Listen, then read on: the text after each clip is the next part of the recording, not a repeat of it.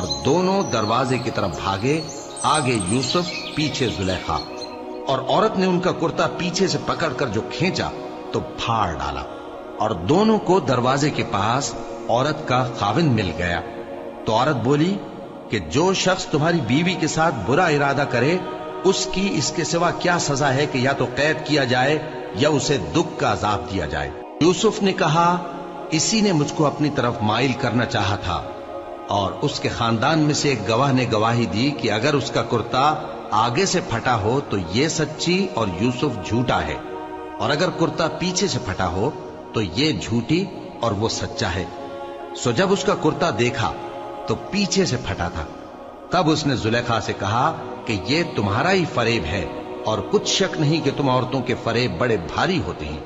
یوسف اس بات کا خیال نہ کر، اور زلیخا تو اپنے گناہ کی بخشش مانگ، بے شک خطا تیری ہی ہے۔ اور شہر میں عورتیں گفتگویں کرنے لگیں کہ عزیز کی بیوی اپنے غلام کو اپنی طرف مائل کرنا چاہتی ہے اور اس کی محبت اس کے دل میں گھر کر گئی ہے، ہم دیکھتی ہیں کہ وہ کھلی گمراہی میں ہے۔ پھر جب زلیخا نے ان عورتوں کی گفتگو جو حقیقت میں دیدار یوسف کے لیے ایک چال تھی سنی، تو ان کے پاس دعوت کا پیغام بھیجا اور ان کے لیے ایک محفل مرتب کی، اور پھل تراشنے کے لیے ہر ایک کو ایک ایک چھری دی، اور یوسف سے کہا کہ ان کے سامنے آؤ۔ جب عورتوں نے ان کو دیکھا تو ان کا روب حسن ان پر ایسا چھا گیا کہ پھل تراشتے تراشتے اپنے ہاتھ کاٹ لیے، اور بے ساختہ بول اٹھی کہ اللہ پاک ہے، یہ آدمی نہیں، یہ تو کوئی بزرگ فرشتہ ہے۔ زلیخا نے کہا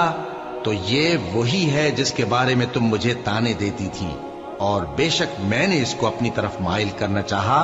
مگر یہ بچا رہا،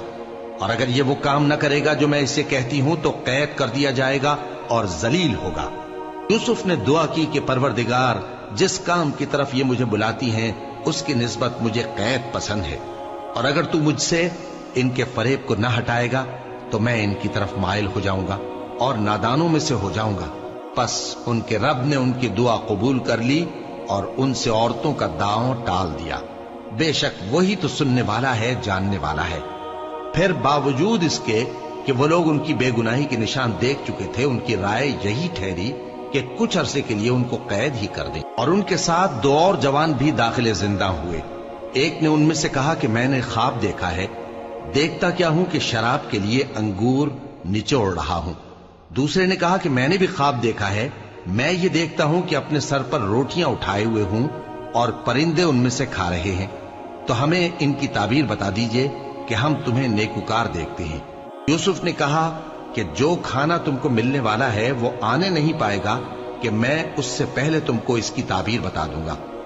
یہ ان باتوں میں سے ہے جو میرے پروردگار نے مجھے سکھائی ہیں۔ جو لوگ اللہ پر ایمان نہیں لاتے اور آخرت کا انکار کرتے ہیں، میں نے ان کا مذہب چھوڑ دیا ہے، اور میں اپنے باپ دادا ابراہیم اور اسحاق اور یعقوب کے مذہب پر چلتا ہوں۔ ہمیں شایع نہیں ہے کہ کسی چیز کو اللہ کے ساتھ شریک بنائے، یہ اللہ کا فضل ہے ہم پر بھی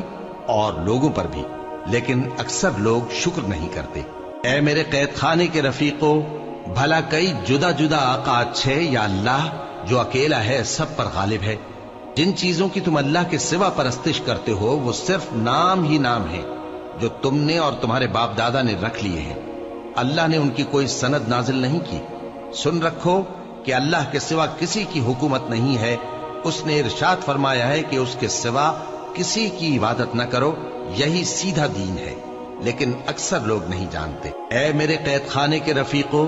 تم میں سے ایک جو پہلا خواب بیان کرنے والا ہے وہ تو اپنے آقا کو شراب پلایا کرے گا، اور جو دوسرا ہے وہ سولی دیا جائے گا، اور پرندے اس کا سر نوچ کھائیں گے۔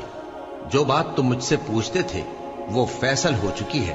اور ان دونوں میں سے جس کی نسبت یوسف نے خیال کیا کہ وہ رہائی پا جائے گا، اس سے کہا کہ اپنے آقا سے میرا ذکر بھی کر دینا۔ پھر شیطان نے اسے ان کا اپنے آقا سے ذکر کرنا بھلا دیا، اور یوسف کئی برس قید خانے ہی میں رہے۔